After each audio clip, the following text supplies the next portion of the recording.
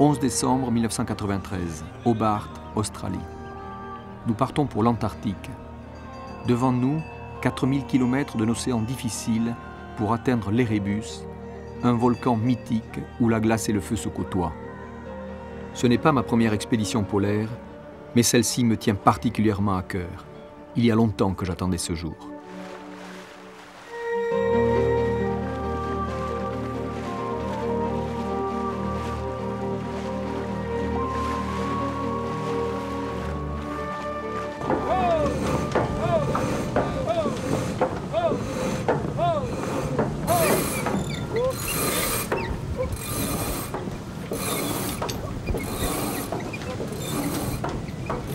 L'Erebus est le seul volcan actif en Antarctique. Il crache en permanence son panache dans l'air immaculé du pôle. Notre objectif est de mieux connaître son impact sur l'atmosphère et l'environnement du grand continent blanc. Cap vers le pôle sud.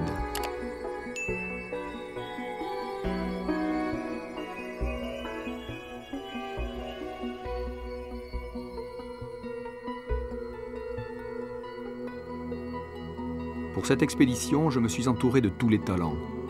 Marins, montagnards, volcanologues, océanographes, 16 hommes et une femme, tous des caractères qui vont devoir cohabiter dans les pires des conditions.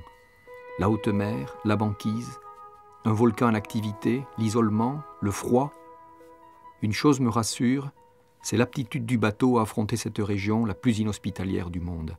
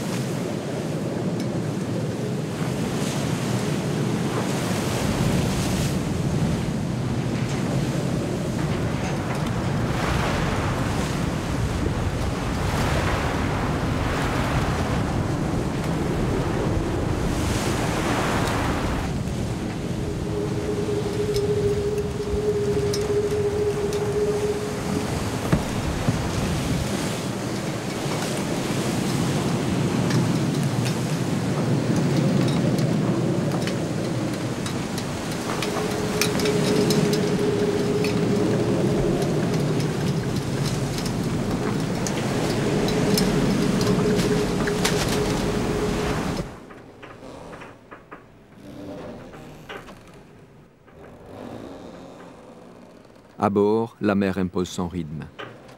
Il n'y a pas la rigidité de la terre sur laquelle on s'appuie pour imposer sa force. Ici, le plancher se débine, change les équilibres. La mer peut déstabiliser même les plus costauds. Elle est révélatrice de la nature humaine profonde.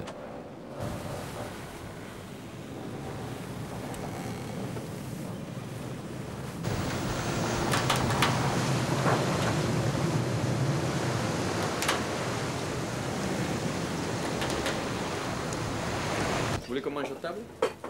Oh, on peut manger à table si on met les barres anti-bruit.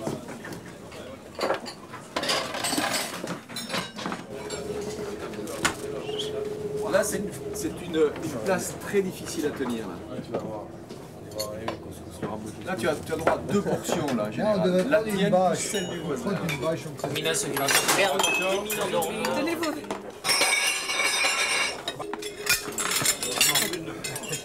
Samedi 18 décembre. Je suis content de la vie à bord. Nous avons quitté Hobart il y a une semaine avec un groupe d'individus. Nous commençons maintenant à faire une belle équipe. Des gros là? Et on peut le confondre avec une vague qui déferle. Donc maintenant, il faut avec un mouton. Avec un mouton. On peut le confondre avec un mouton.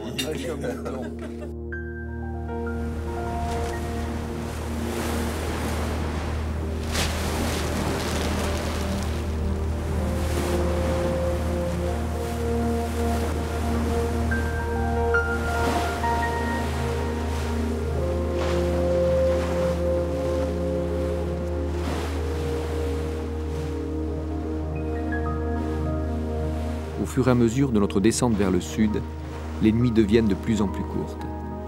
Dans quelques jours, ce sera l'été. Pour nous, il n'y aura plus de nuit.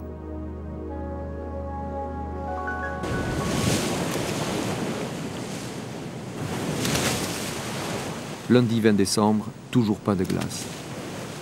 Elles sont pourtant bien quelque part, peut-être bloquées à l'entrée de la mer de Ross.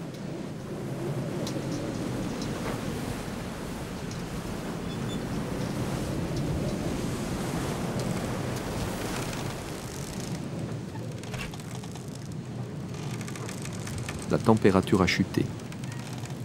La banquise n'est sûrement pas loin. Les choses sérieuses vont commencer.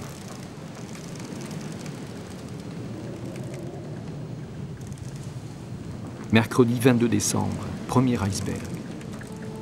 Après 11 jours de mer, nous sommes sur le cercle polaire, à l'entrée de la mer de Ross, au bout de laquelle se dresse l'Erebus.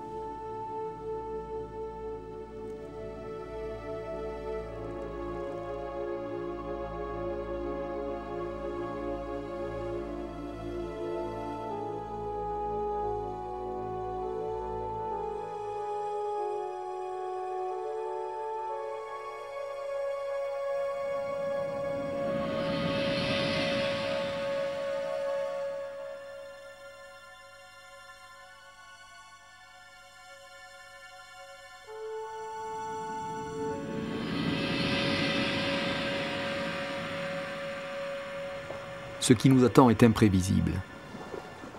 Il va falloir traverser la ceinture de glace qui, tous les hivers, encercle le continent antarctique. Les navigateurs l'ont décrite comme un dédale de glace dont la largeur peut varier de 100 à 1000 km. Combien fait-elle cette année ?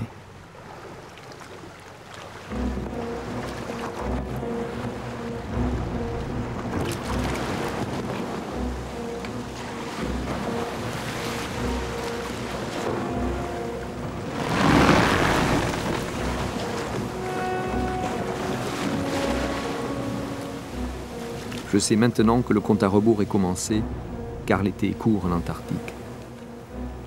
Nous n'avons que 2 mois pour atteindre l'Erebus et revenir. En mars, la banquise va brutalement devenir compacte, infranchissable, et il ne faut pas se faire piéger par l'hiver.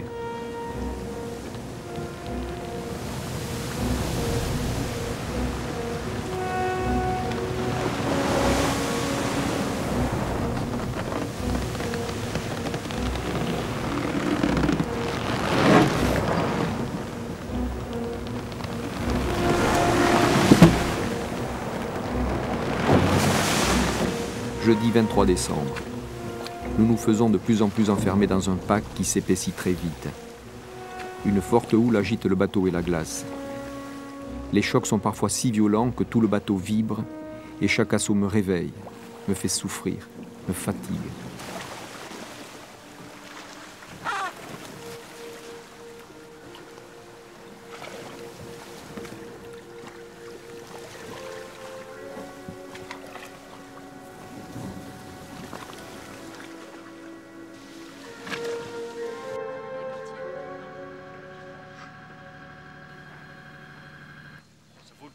C'est vraiment bien.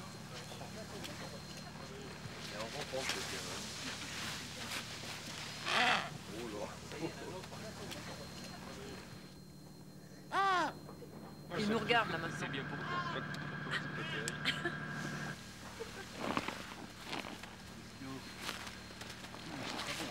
Moi j'aurais pas tout perdu. Noël. Nous ne pouvons plus avancer. La banquise est trop serrée. Il faudrait un coup de vent du sud pour chasser la glace vers le large et desserrer les taux.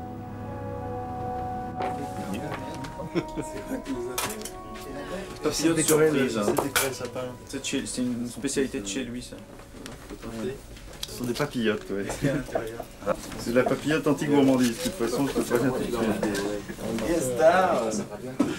allons-y. Voyons voir. Si chacun met sa petite touche en fait dans le sapin. Moi je trouve que c'est un sapin qui devient de plus en plus comestible. On a le satellite là, qui vient d'arriver. C'est super, ça tient. On voit parfaitement la côte. La barrière de Ross. L'Erebus c'est là, non? L'Erebus 67 sud, 167 est, c'est là, ouais. Tout ça c'est dégagé là, ouais. Nous on est là, toujours au même endroit depuis qu'on est arrivé, à un peu de choses près en longitude, on se déplace de 20 à 30 000 vers l'est ou vers l'ouest, on patiente et on n'est pas si mal placé que ça.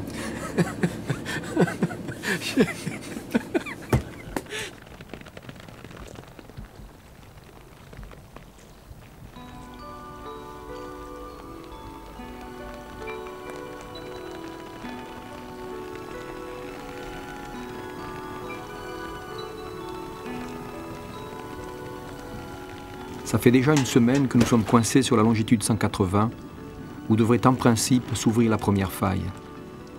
Mais cette année semble vraiment inhabituelle. Faut-il encore attendre ici, ou bien chercher une autre route? On avance les caméras, hein.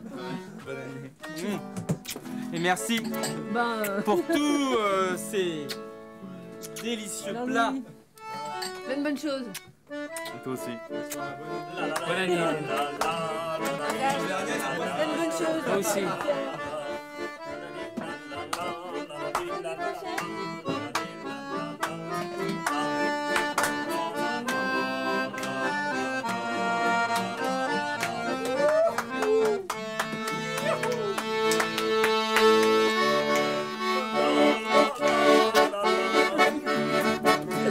Bonne année. Bonne année, les filles. Dominique, plein de bonnes choses. Sainte Mère de Rose, faites fondre la glace. Sainte Mère de Rose, tous ensemble prions. Sainte Mère de Rose, faites fondre la glace. Sainte Mère de Rose. Faites fondre la glace.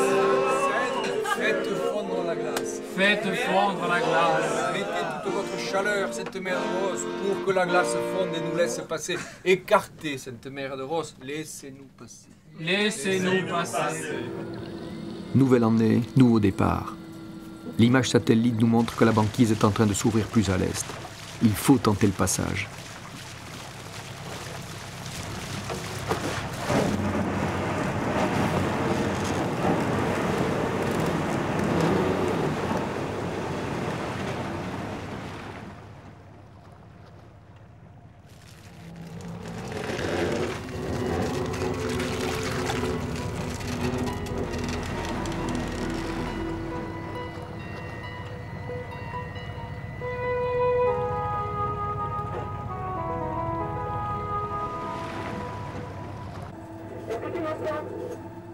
Ah, c'est agréable d'avoir une voix de femme au téléphone. Dès qu'on avance, le capitaine retrouve la pêche. Yann a un bon sens marin, une assurance qui est confortable pour nous. 160, le sud est légèrement sur tribord, mais là c'est bon comme cap pour rejoindre l'eau libre. Qu'est-ce que tu vois devant? Juste devant, il y a des grands flots, mais il y a de l'espace entre eux et donc c'est assez craquelé. Le bateau doit pouvoir avancer sans problème.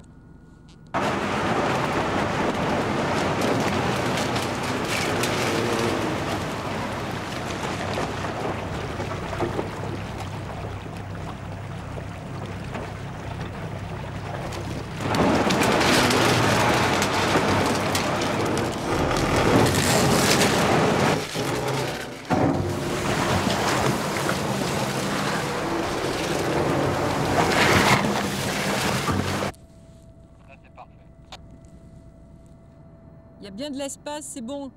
Droit sur l'iceberg qui est devant. Ok, super, on continue comme ça. Ouais, un petit peu à gauche vers le noir, là c'est plus, plus soft. Et là elle m'a dit il y a plusieurs grandes plaques dans cet axe, tu vois, je suis bien sûr qui sont libres. Ouais, ah ouais. Antarctica n'a jamais connu une glace aussi compacte. C'est étonnant l'aisance avec laquelle il se fraye sa route. Au début on hésitait, maintenant on n'a plus peur, on rentre dedans.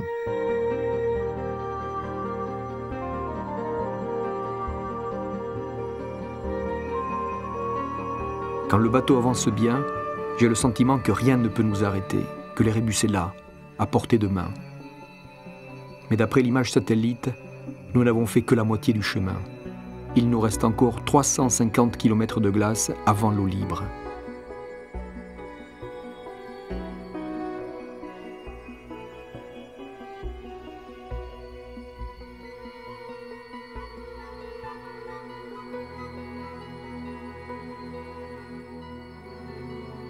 Lundi 3 janvier. Vers minuit, nous sommes arrivés face à un pack infranchissable.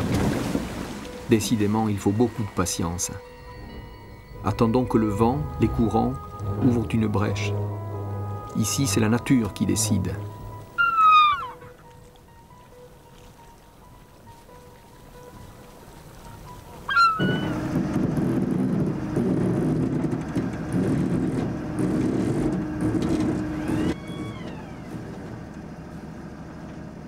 Mercredi 5 janvier. Cet arrêt forcé n'est pas du temps perdu pour tout le monde. Dominique en profite pour avancer dans son travail océanographique. On peut commencer la descente jusqu'à 3500 mètres. Ok, bien reçu.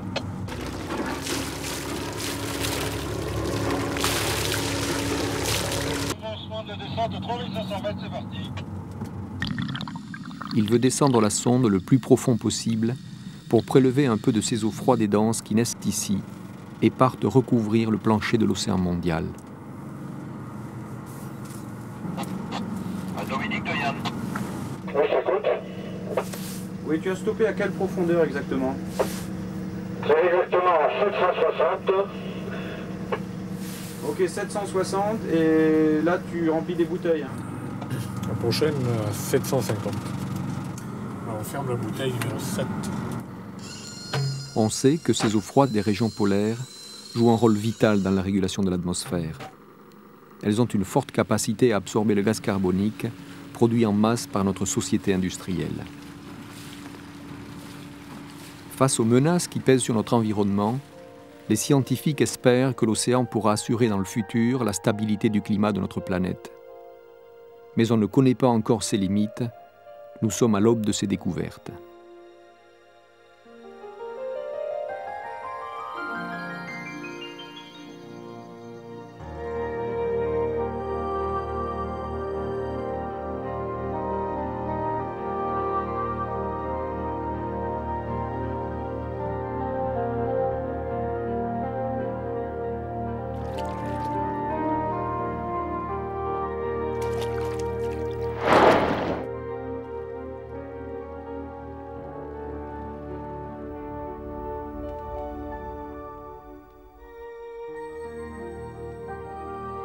Jeudi 6 janvier. Une baleine à museau pointu est sortie à côté du bateau. On a le sentiment qu'elle est comme nous, bloquée dans sa migration vers le sud. Tous les étés, les baleines viennent en Antarctique se régaler dans ces nuages de petites crevettes qui naissent par milliards dès qu'arrive le soleil.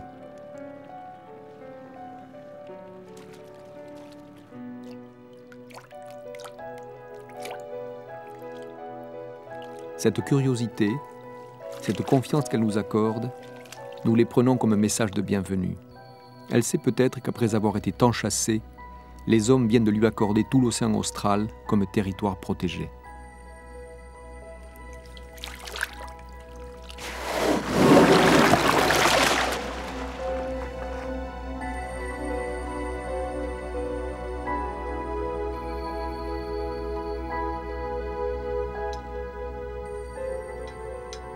La question c'est qu'est-ce qu'on fait demain? Demain, et d'après les images satellites, ça s'améliore vraiment de plus en plus dans l'ouest. Il y a une suggestion, c'est de sortir, de retraverser ça qui a l'air un peu plus fracturé et d'aller en mer. C'est plein ouest donc, hein, c'est ça? Petite journée de navigation et il faut rajouter le temps de sortir du pack, peut-être entre 1 et 2 journées. Voilà.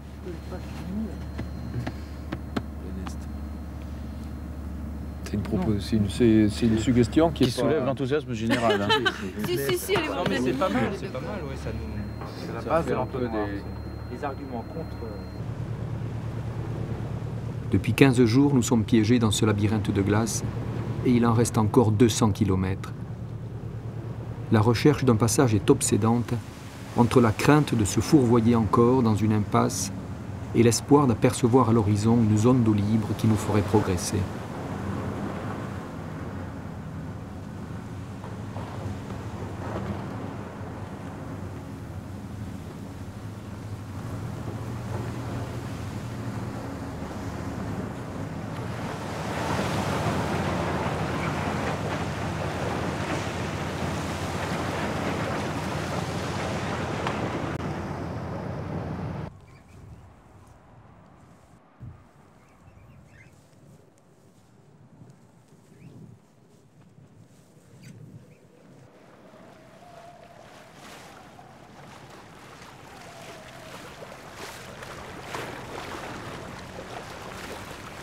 On est à 1000 tours là, on marche 4 nœuds là. Ouais, c'est bon, c'est bon.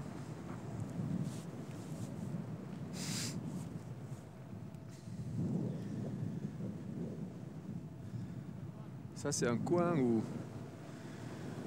où où au début on n'a pas envie de venir. C'est un peu comme si on avait quitté l'expédition, qu'on regarde ce qu'on est en train de faire de loin. Ça me fait du bien parce que cet Erebus, ça fait 15 ans que j'y pense et c'est là, tout près. Et on n'arrive pas à passer. Ça me fait des soucis. Je me dis, mais qu'est-ce qui t'a encore pris de vouloir faire une chose pareille? Quand je viens ici, que je vois tout ça là, je comprends qu'on ait envie d'y revenir.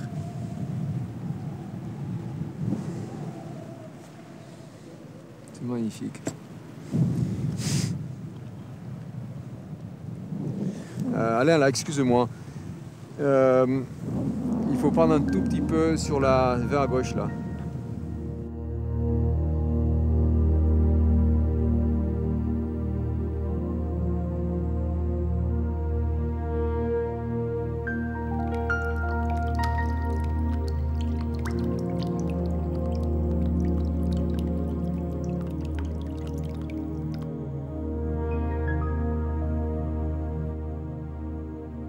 Vendredi 7 janvier. Fallait-il venir ici comme les pionniers, à la voile et au moteur? Aujourd'hui, les scientifiques viennent en avion ou en brise-glace. Mais ce n'est pas ainsi que j'ai tissé des liens avec ces régions polaires. J'aime l'approche naturelle des choses, instinctive. Donner leur place au temps et aux éléments. C'est la meilleure façon de les découvrir, de gagner la force d'en parler.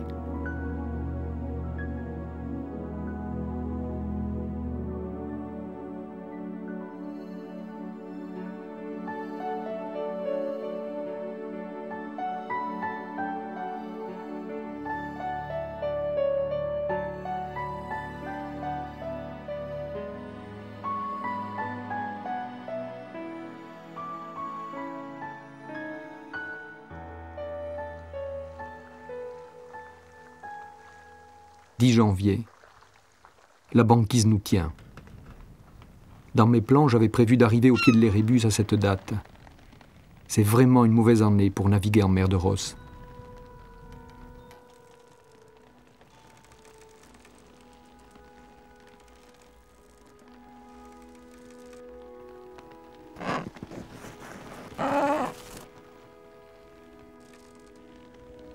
Samedi 15 janvier. Ce soir, Yann a essayé de faire bouger le bateau, en vain. Je ne sais plus quoi faire. J'ai par moments le sentiment que nous ne passerons pas. Et les jours qui défilent limitent de plus en plus le temps que nous aurons sur l'Erebus. Il faudrait une grosse tempête qui casserait toute cette glace, ou un miracle. J'ai déjà connu ces moments de doute, l'impression douloureuse d'échec imminent, mais j'y ai toujours cru. Et aujourd'hui encore, je veux croire que la nature a de bons sentiments, qu'elle ne va pas nous lâcher là, si près du but.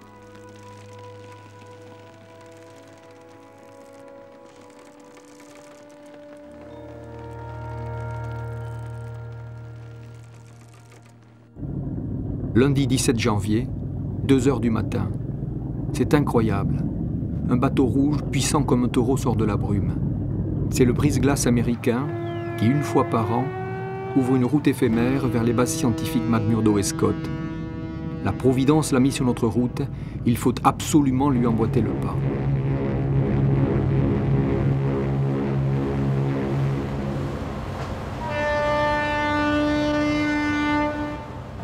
Hey, tu veux pas t'approcher qu'on leur cause un peu? On suit à cette vitesse-là, là, à 7,5. Hein. C'est l'assistance réglementaire. Ah, c'est joli là, les trois. Il n'y a pas un cheveu qui dépasse, hein? Génial.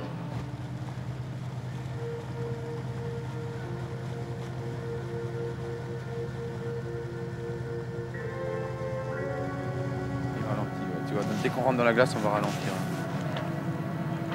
Là, ça doit être du 5/7e, là, normalement. Où? Là, maintenant. Ah bon, on va voir ce que c'est. Ah oui, remarque, c'est là qu'on a été arrêtés, nous, non? Ouais, ouais, c'est ça. Ah oui.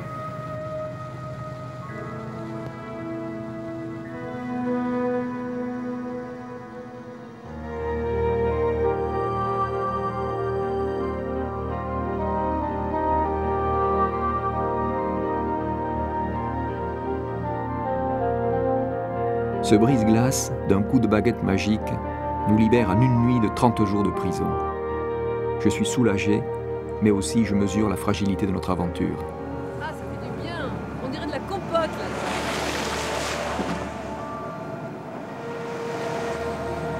C'est noir, là où on va. Quel bonheur de ressentir la mer vivante, la mer libre vers les rébus. On ne rattrapera pas le temps perdu, mais dans 3 jours, nous serons au pied du volcan pour commencer notre programme d'études.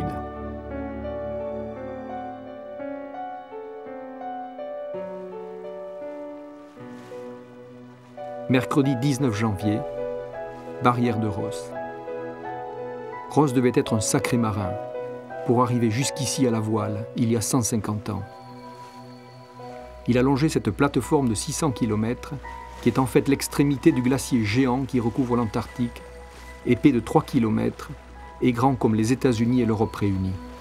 Ici, on comprend pourquoi l'Antarctique est la réserve d'eau douce de la planète.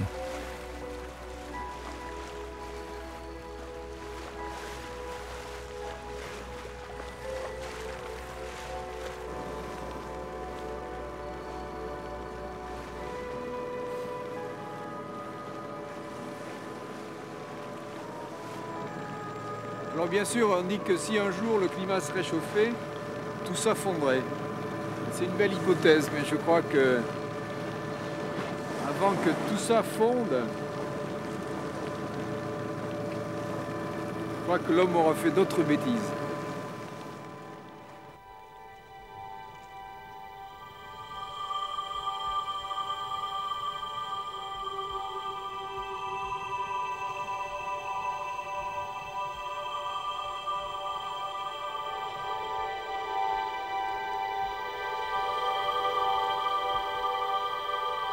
Jeudi 20 janvier, enfin la rencontre avec les rébus.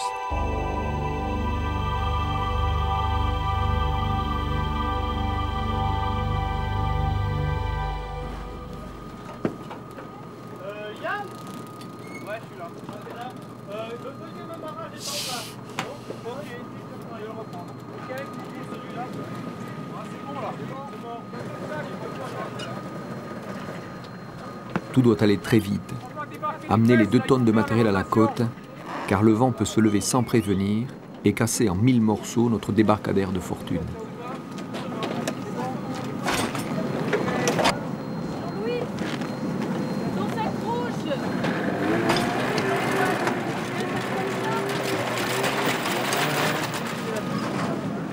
Là, c'est bon.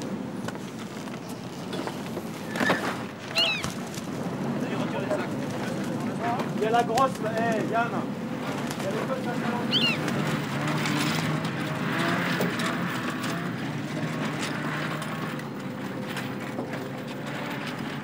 Nous voilà déjà séparés. Tout est allé si vite. L'équipage part travailler avec Dominique sur les eaux profondes. Yann m'a dit qu'il ne souhaitait pas trop s'éloigner en cas de pépin. J'ai le cœur gros de les voir partir. Ils vont nous manquer.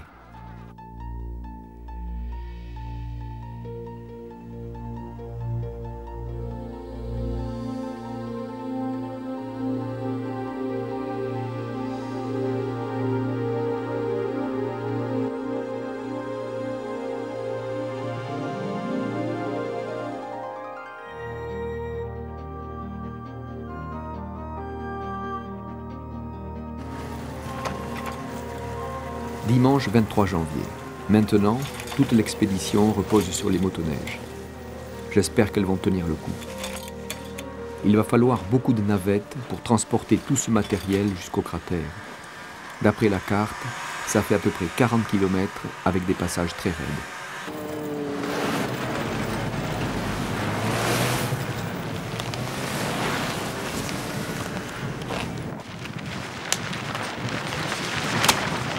Bordel de merde. La marque est à l'extérieur, Yeti. Il faut la retourner. Il fait jamais comme je dis, c'est pas possible. Mardi 25 janvier. Au camp 2, la vie s'organise dans la tempête. La seule chose à faire est de consolider le camp.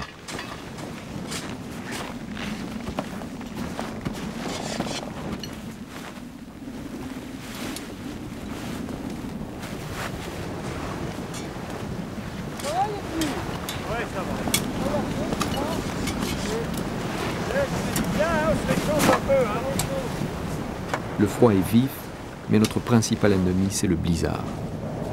Il est harassant. On a l'impression qu'il ne s'arrêtera jamais. Contre le vent, on ne peut rien.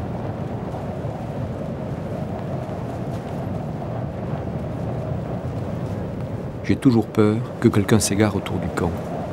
Perdu dans le blizzard, ses chances de survie sont minces.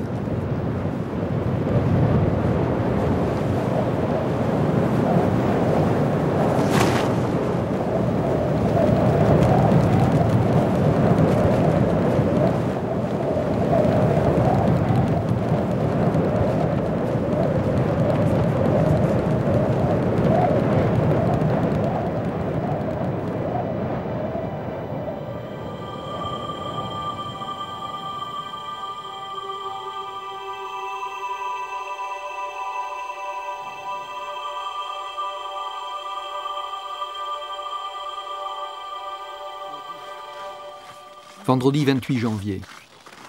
Fanfan et Yeti, nos deux volcanologues, se sont rapprochés du sommet pour faire les premières observations. L'explosion enregistrée en octobre par les chercheurs américains pourrait avoir modifié l'architecture du volcan. Bonne trace, hein.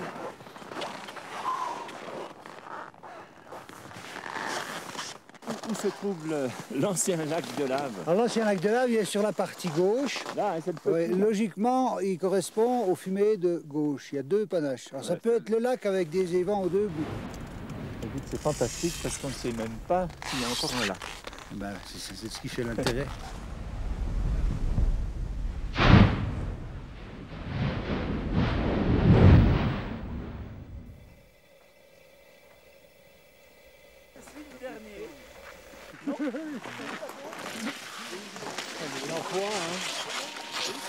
L'info, hein, ben c'est moi, je vous remercie.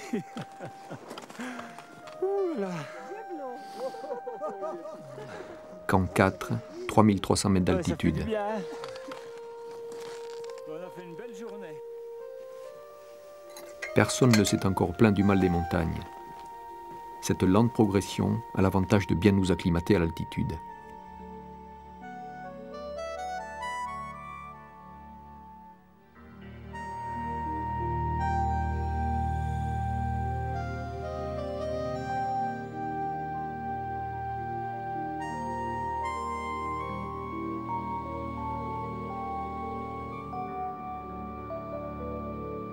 Le dernier couloir est tout en glace et j'ai bien cru que nous allions terminer par des portages à dos d'homme.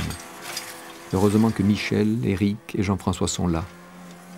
Ils sont audacieux, efficaces. Savoir que je peux compter sur eux, sur leur grande expérience de la montagne, me soulage. Ok Jean-Louis, là je suis arrivé en haut. Écoute, c'est super, on est content ici, bravo Eric, ça nous a soulagé un peu, maintenant il y a une moto là-haut, donc la voie est ouverte, c'est super. Ok, à tout à l'heure Jean-Louis.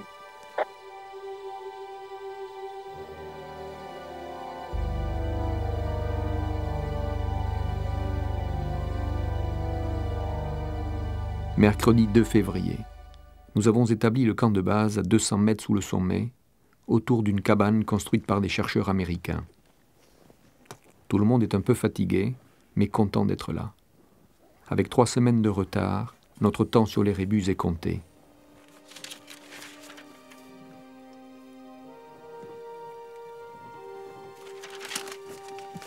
Aujourd'hui, l'homme est peut-être en train de changer le climat de la Terre.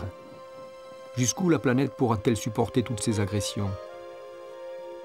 Pour évaluer les risques que l'homme fait peser sur la nature, il faut chercher les climats du passé, étudier les réactions de la biosphère, des océans, des calottes glaciaires face aux pollutions du monde moderne. Nous sommes venus ici, au bout du monde, pour apporter notre pierre à l'édifice.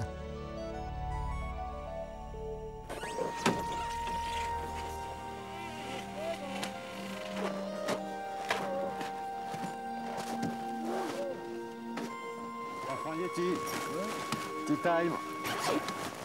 Vous avez mis un moustiquaire. Tea time.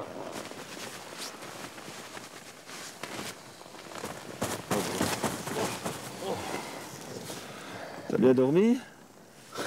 Hein?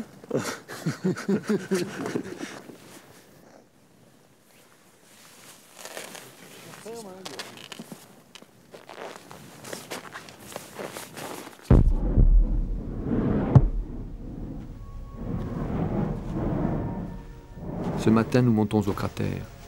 Une petite heure de marche, et je vais enfin me pencher sur la bouche du diable. C'est des bonnes traces, hein. Mais...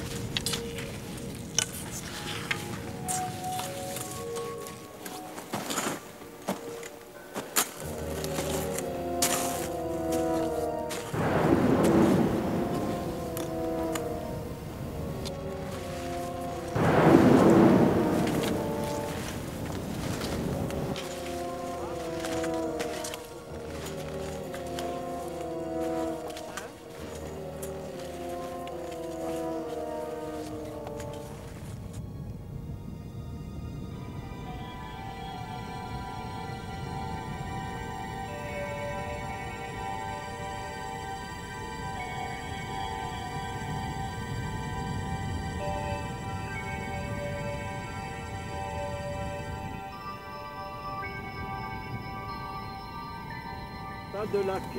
Attends, je sais pas. Ah, peut-être là. Faut aller voir sur la tête pour qu'on domine ce lac.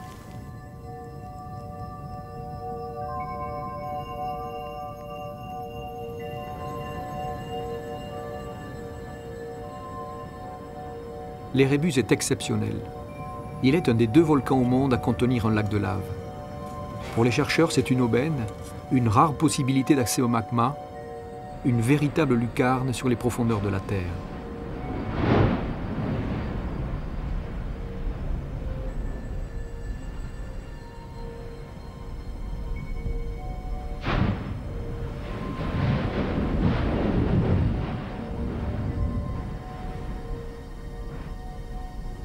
La partie qui est changée, c'est quoi alors?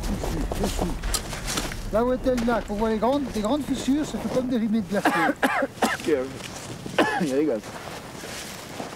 C'est-à-dire que le lac de lave, c'est la surface d'une énorme masse de magma qui peut descendre à 5, 6, 10, 15 km. Ouais. Et récemment, il y a eu probablement une fusion de la glace. Ça a fait s'effondrer de la glace dans le magma, ça a provoqué l'explosion phréatique. Ah ouais. Le niveau a baissé un petit peu. Mais si ça se trouve, le lac, il est juste un petit peu en dessous, quoi. Ben, quand on dit un lac de lave, c'est parce que la lave affleure en surface. Affleure en surface, mais elle affleure quelque part, ouais. Elle affleure quelque part, probablement recouverte par des blocs de cailloux et de la glace. Ah oui, ça c'est dangereux, ça. C'est très dangereux. Parce que si les cailloux retiennent la vapeur de la glace qui fond, ça fait une explosion.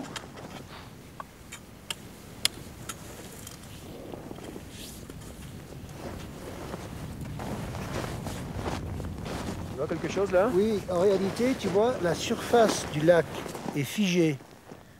On voit des bouches noires sur le pourtour et on voit les rides concentriques à ces bouches qui correspondent à du magma qui est sorti, qui a débordé, qui s'est refroidi. La neige tient dessus, mais on voit encore la limite de ces rides. Oui, je vois des rides comme ça. On peut parfaitement voir la lave sortir par les trous, déborder par-dessus. Mais on entend très bien le dégazage.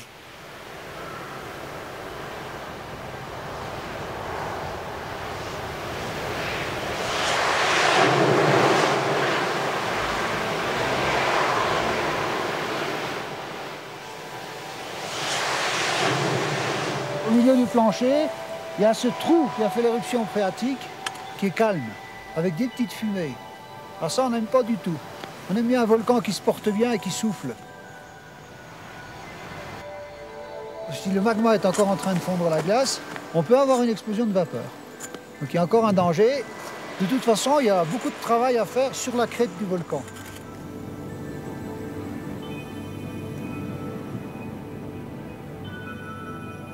Depuis qu'on est sur l'Érébus, Fanfan a changé. Jamais je ne l'ai senti aussi posé, attentif, précis. Il est heureux de nous faire partager cet Érébus qui le tient aux tripes.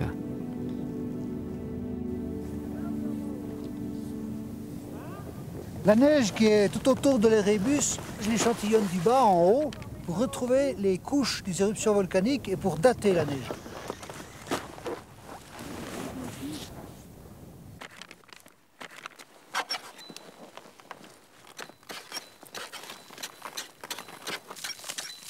On va analyser les isotopes, c'est-à-dire qu'on va chercher dans la neige, par exemple, les déchets d'une bombe atomique, sachant à quelle époque elle a explosé, on saura quel âge a la neige. Et puis, à chacune de ces couches de cendres, on va l'étudier pour voir si on peut voir une évolution de l'activité du volcan. Attention, il y a de la neige qui tombe. Une partie va être fondue sur le bateau et transportée sous forme liquide, mais les autres, il faut qu'ils rentrent au laboratoire de glaciologie à Grenoble gelés.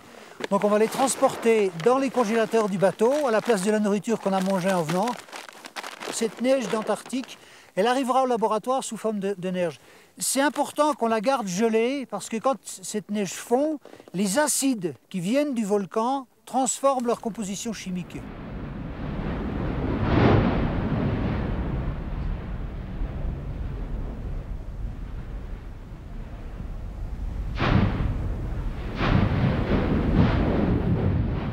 Jeudi 3 février. Ce matin, je suis monté seul au volcan.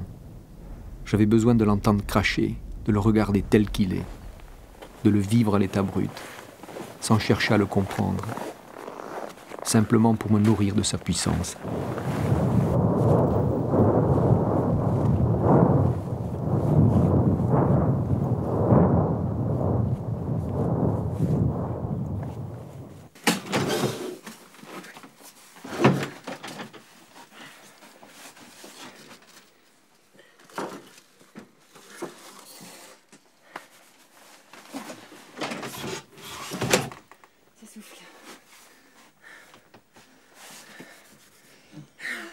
T'as l'eau chaude? Ouais, bientôt chaud. Bon là on est bon pour les soupes alors. Ouais, j'avais pris un peu d'avance. Non là ça va.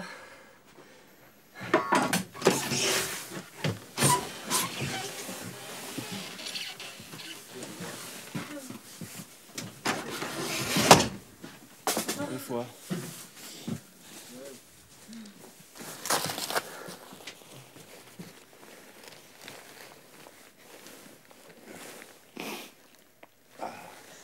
Bonne journée.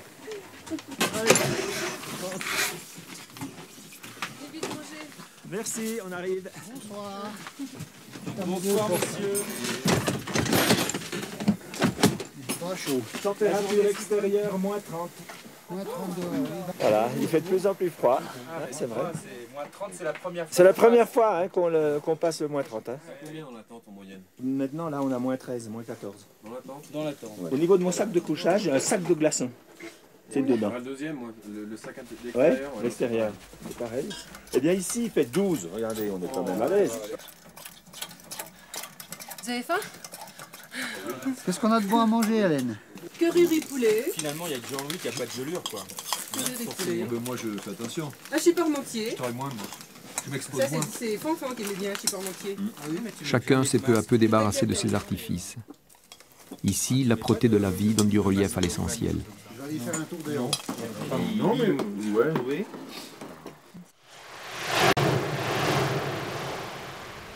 On vit sur une petite planète dans laquelle notre industrie est en train de perturber un certain nombre d'équilibres. Et puis cette planète, elle avait également, avant que l'homme apparaisse et fabrique ses usines, elle avait également des perturbations dues à sa vie propre. Et les volcans font partie de cette vie propre. On essaie de comprendre ce qui sort des volcans et quelle est l'influence de ce qui sort des volcans sur notre environnement. Ok.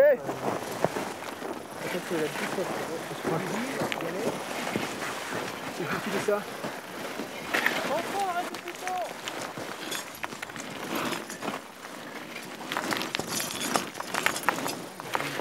Vendredi 4, c'est la journée SF6. Le magma pulse dans un trou profond. La moindre explosion pourrait projeter des lambeaux de lave incandescente. Il n'est pas question de descendre dans ce trou de canon. Aussi, toutes les manipulations se feront du haut du cratère.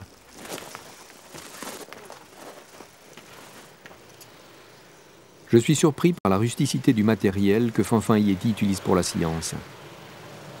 Mais les appareils qui fonctionnent sur un volcan, à 4000 mètres d'altitude, il faut les inventer soi-même.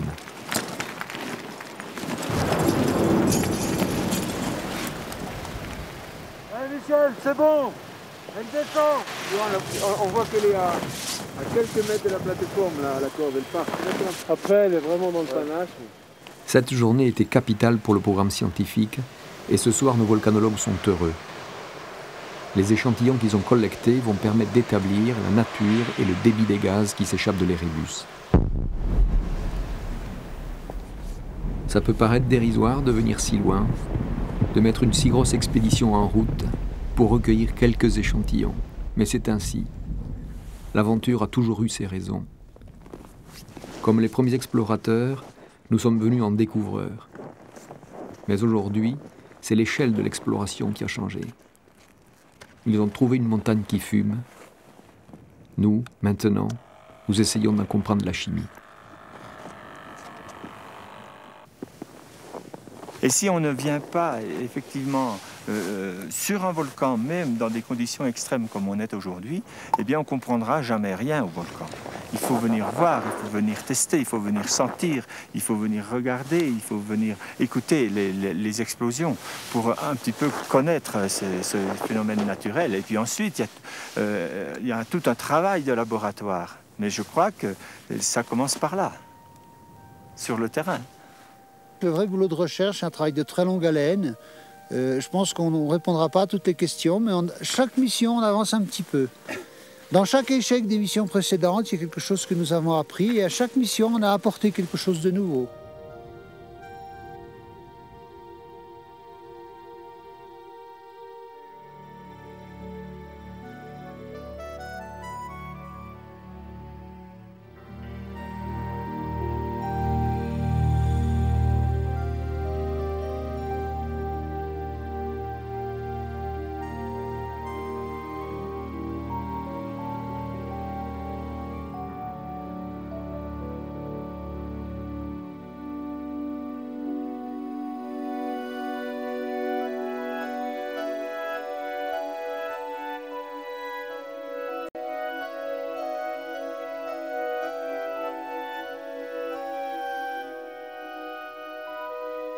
Je n'aime pas l'idée de dire que l'Érébus est fait.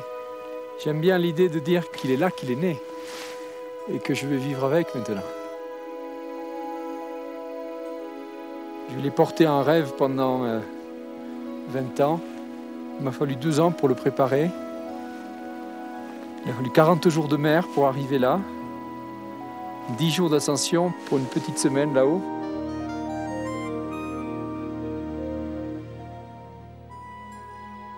J'ai eu peur à un moment donné de ne pas pouvoir y arriver. Je crois que la nature a des pouvoirs sur nous. Et j'ai eu le sentiment que la mer de Ross nous avait kidnappés, voulait nous garder là comme pour nous dire ça c'est inaccessible, quoi. Et c'est vrai que ça a un côté inaccessible, l'Antarctique. Comme toutes ces choses inaccessibles, ça appelle des passions, quoi, hein. Et j'ai le sentiment d'avoir suivi ce désir,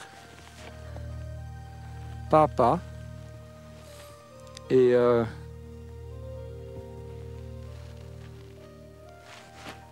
c'est fait.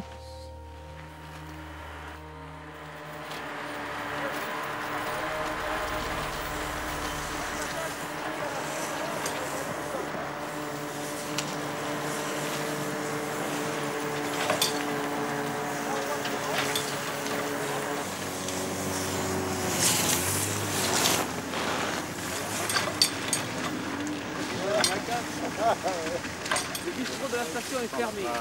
Il y a la glace. Ouais. Bien, hein? Oh, dis donc, ça a poussé, hein. Ça va? Ça va et toi? Bien. Et bonjour. Salut Yann. Salut. Ça va? Ça va? Ouais. Super bien. Sinon, c'est pas. Ah Yann encore. Ah, tu vois, je suis parfait. C'est le seul qui est Petite équipe là. Tu prépares ton QSL du On a vu tout le monde. Le capitaine. Oui, le capitaine. Alors, c'est un vrai pilote des glaces. C'est un vrai pilote des glaces qu'on a maintenant, hein? Non, Une poisson des glaces. Bon, ça fait du bien de retrouver la maison. Ah, dis donc, regarde la flottaison si c'est monté. Ah, il est bien haut le bateau. Ah, il est bien haut, hein? Bien. Ah ouais. Il flotte. Ça fait plaisir de le revoir.